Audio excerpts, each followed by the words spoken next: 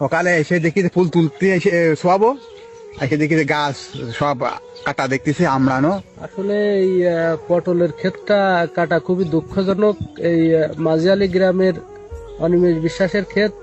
আমরাও আসলে একজন চাষা মানুষ, পটল চাষ আমরাও করি, কিন্তু আমরা এই যাওয়ার পথে দেখে যাই যে এর ক্ষেতে এত পরিমাণে ক্ষতি করেছে।